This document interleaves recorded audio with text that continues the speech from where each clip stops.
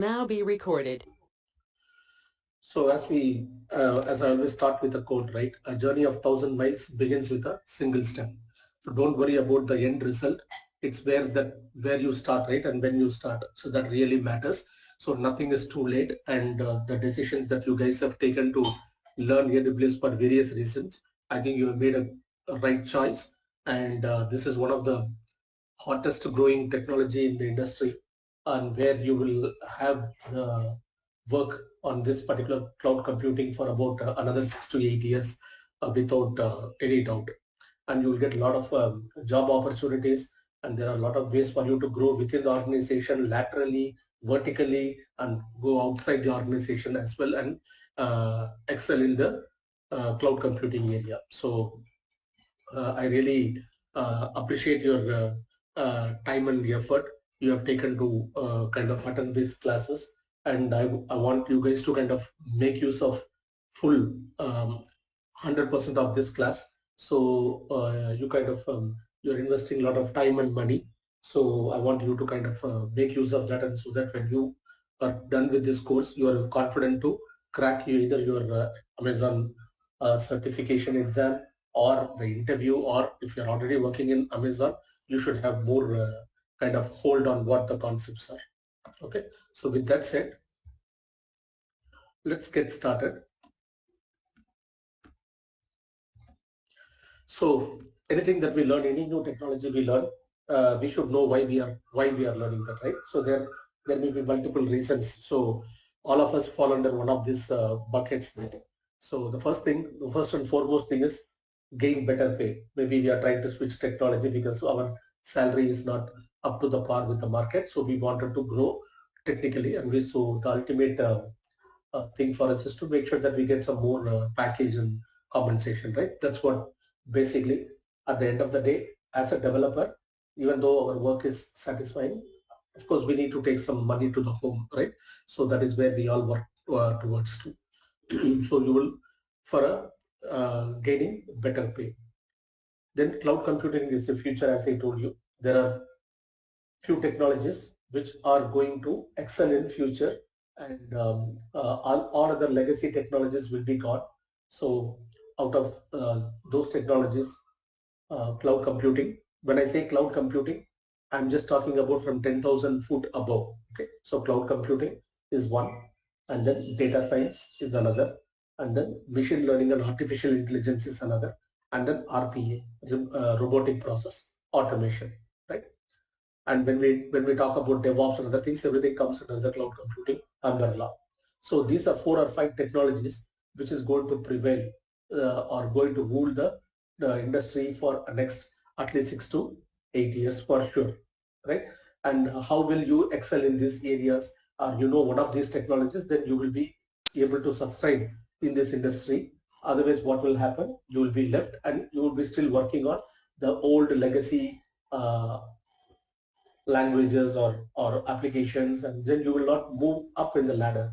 You will only be just stagnant for sometimes. They'll keep you after they migrate everything to cloud and other new technologies, then we will become redundant. So that is where the cloud computing is future, and we have to kind of always keep up with the technology. A positive impact on your profile.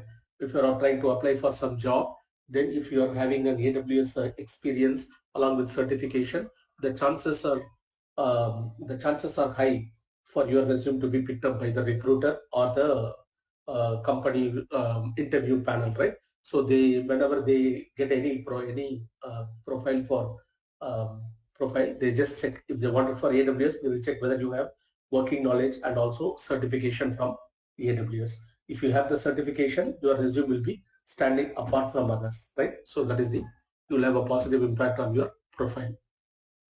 You'll get more job opportunities, right? Now the job, if you go and search for any IT jobs, out of 10 jobs, at least 8 jobs will be on cloud computing, on related technologies like DevOps and other Docker, Kubernetes, right? Ansible, that, this and all, right? All those will be towards your cloud computing only. Okay, so at least 9 jobs will be in cloud computing, or at least 7 to 9 jobs in cloud computing, and you will see at least 2 to 3 jobs in data science, or at least 2 to 3 in AI, ML, right? Those are all catching up, but cloud is more now getting because of this pandemic that we had for the last 2 years. All the companies have started moving away from their legacy data center to migrating their application to cloud, so they don't have to worry and they don't have to come to the office, right? So many things are happening in the cloud world.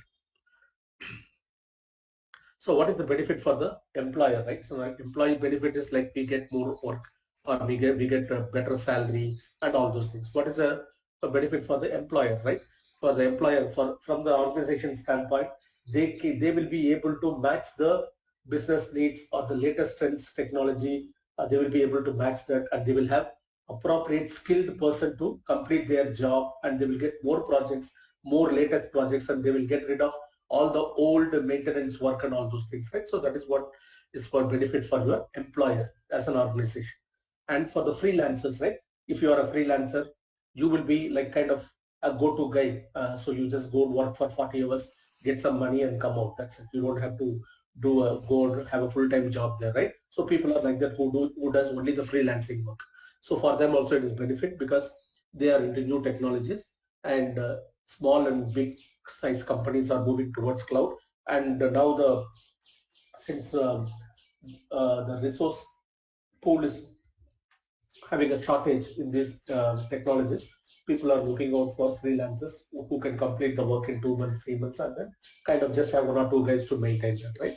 That's what the companies are also looking at. So if you are a freelancer, it's beneficial for you as well. Then it includes future development. So what happens, as I told you, the cloud is the future, and you will kind of be always with the updated technology, and you will be in the race, and you will also be kind of be readily available for your futuristic technologies. So when we talk about AWS or cloud, it doesn't stop here what we are learning today.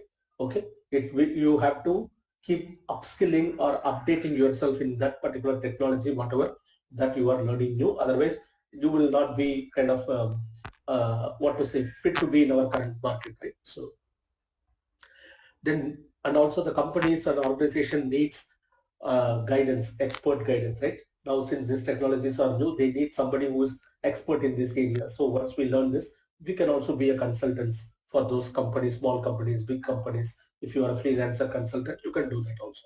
And of course, there are great number of opportunities. Now, whatever that we talked about doesn't mean that it is only limited to these 6 or 9 boxes, right? There are so much more to it, but this is what I thought might really help us, and I just put together in this. Okay, so let me stop here. If you guys have any questions, please let me know. Feel free to speak up. So the more that we interact, the more you get to know from me, and the more you can extract out of me.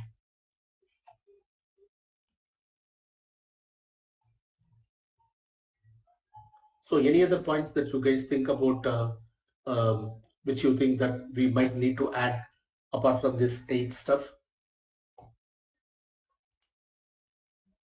If you feel something is not covered here, please let me know, because all these materials are put together based upon feedback from the students as well, right? All right. I think you covered pretty much, Chandra. Even we know only much. It's new thing to us. We are not much aware of this one. Right. I think we need to be we need to remember one thing. Software engineers are just like doctors. Okay, why I'm equating ourselves to doctors? Every day when we wake up in the morning, there is new disease that is coming up, right? Nobody knows. So today we are seeing a new variant. Tomorrow there is a new variant. Tomorrow there is a new disease. So the doctors needs to be up to date, right? They should be up to date till this minute. Otherwise, they will not be able to diagnose or treat the patient. Similarly, software engineers, when we wake up, there is a new technology, right? When we wake up, every day there is a new technology, new methodology, new strategy, right? We should also be updated in the industry or with those strategies. Otherwise, we will not stay relevant in the industry. So my humble advice to you all is, please be always updated in whatever technology you are, right? Whatever technology there may be, it may be anything, right, that you are working currently. that may be having some advanced features now and something new might have been released. Go and explore what is that and try to be like master in those areas so that you stay relevant with the industry.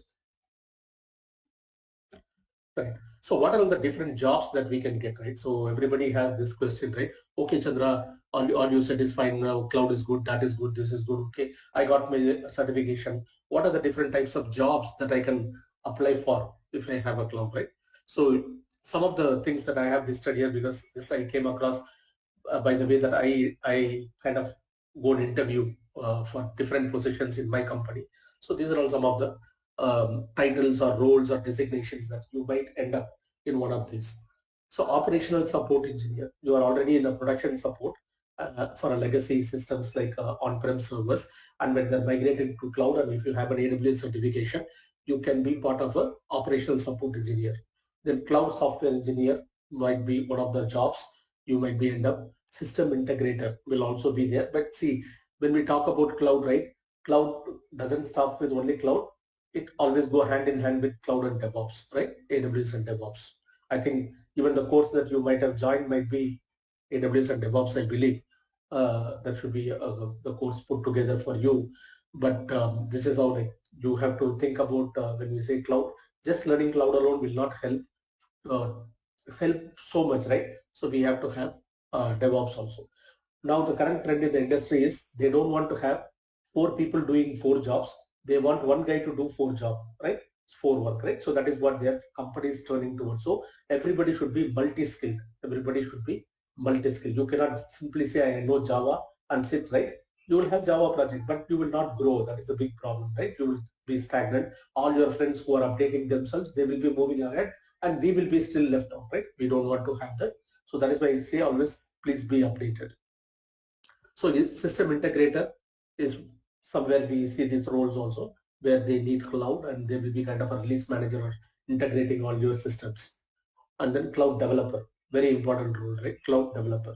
So where people have to code in cloud native languages like Python, Ruby, Golang, C Sharp, Java, right? So those people who are basically developers, they try to end up in cloud developer programs or roles. DevOps engineer, it's a common role that's kind of uh, available in the industry, and most of the people are there in DevOps as a DevOps engineer, right? So they will have to know AWS and DevOps, and to some extent Linux is basic Linux is also needed. Then AWS solutions architect. Okay, so I myself my designation is lead solutions architect. Okay, so AWS solutions architect, or you will have a senior solutions architect or architect. So many different words, but you will be end up in architecting also.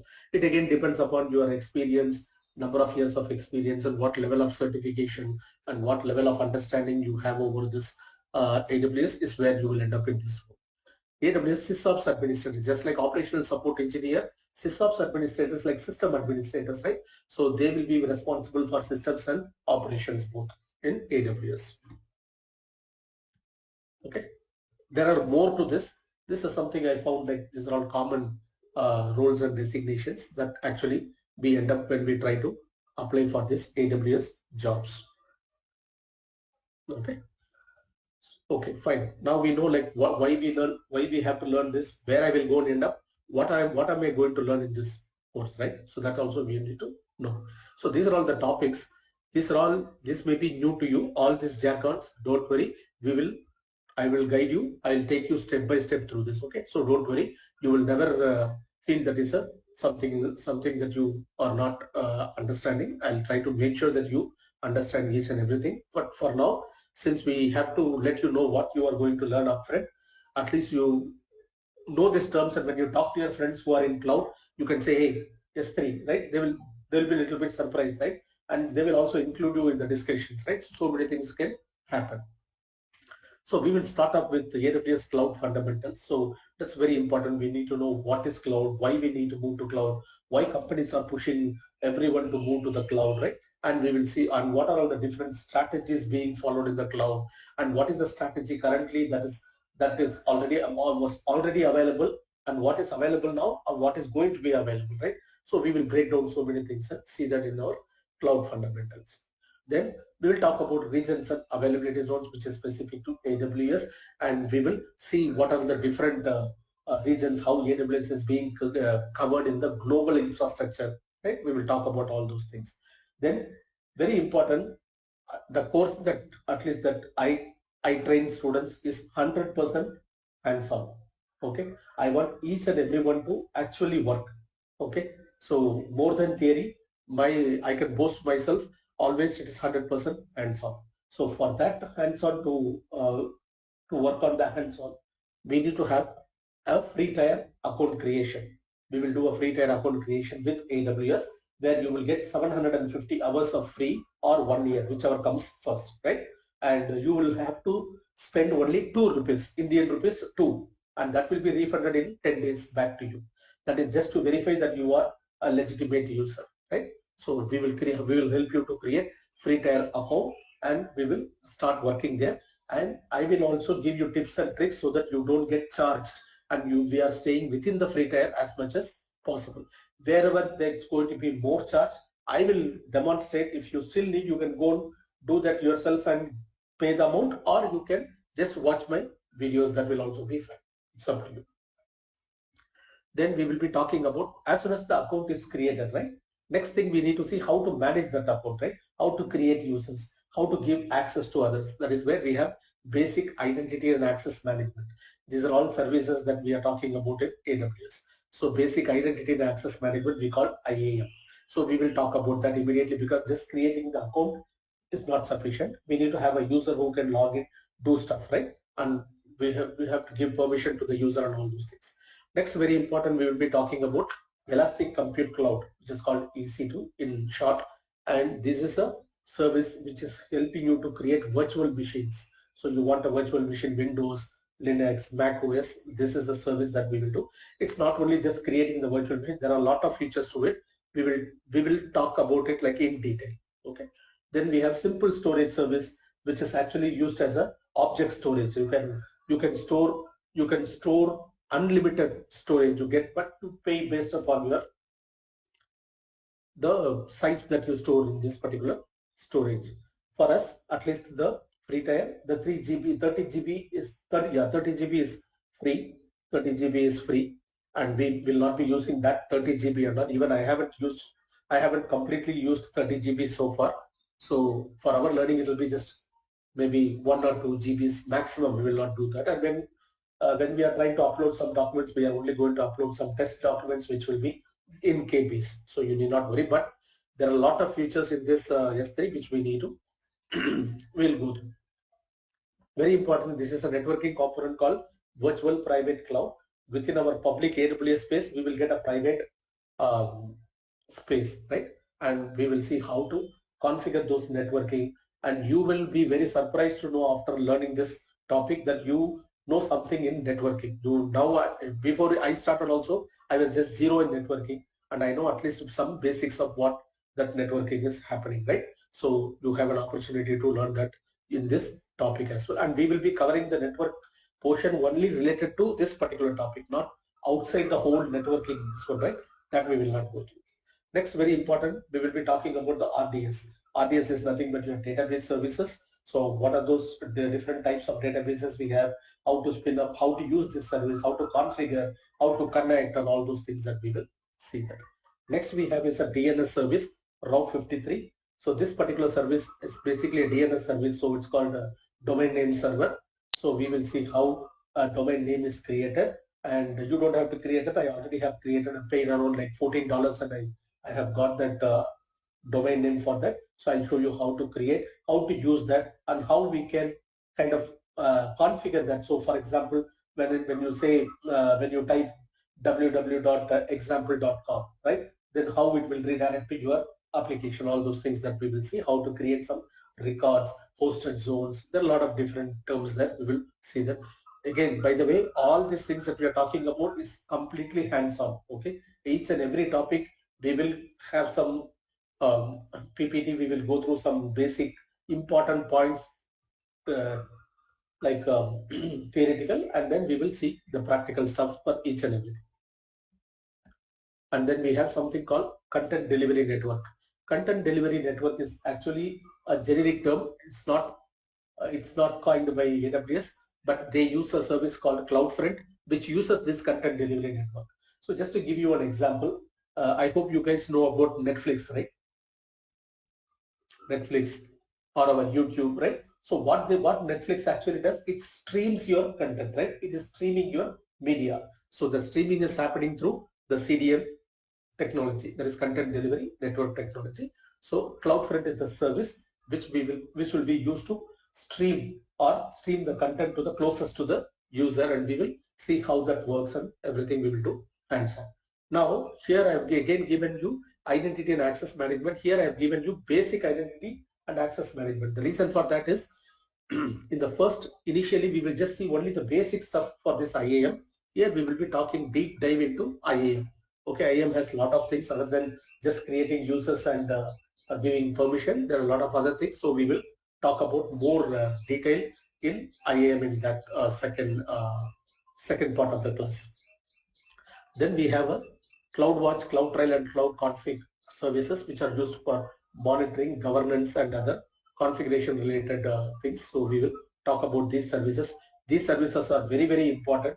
So we will talk about these services. Then I will also touch upon the command line interface, how we using commands, how you can interact with your AWS resources, right? That's what we are going to see. And we will see how to download, install, set up, how to connect, how to run commands. CLI means command line interface, right? So we will use this to how to run commands and all those things. I will give you some of the tips and tricks where you can go and find all the commands. We might not be running all the commands. There are more than 1 lakh commands. We cannot run that, right? So what we will do, I will show you how to run commands and from where to go and refer the commands. So you can go, and when it comes to a real-time situation, you can go and refer to those documentations, and based on your requirement, you can go and take the appropriate commands and run those things. Okay, so that is what we will be seeing in the command line interface commands. Next is serverless, very, very important. So far we have been saying we saw that we will create a virtual server. Now we will see how to run something without even having a server created, right? So these are all serverless services. Like Lambda is one of the function as code. We will see how to write some functions, run the Lambda, how to trigger this and all those things. Then we have API gateway. You would have already known what is API. Application Programming Interface is called API, and there is a NoSQL database called DynamoDB. So we will talk about that DynamoDB in detail. Then we have a simple notification service. Simple notification service is used to notify or send alerts, emails, and all those things to your customers. And we will see different strategies and how to configure these things and how do we get the notification. We have something called simple queue services. Okay, simple queue service. This service will basically help you to decouple your application so that your application is well architected and it is very fast to the customer. And we will give a lot of examples and we will see how to configure and get this done, right? So these are all some of the core services that you will be learning throughout this course. So here when we talk about CloudWatch, CloudTrail, Cloud Config, all these are separate services. It doesn't fall under one. Just because I don't want to put this list to 4-5 pages, I just shorten it to 2 pages. Okay. Any questions that you guys have?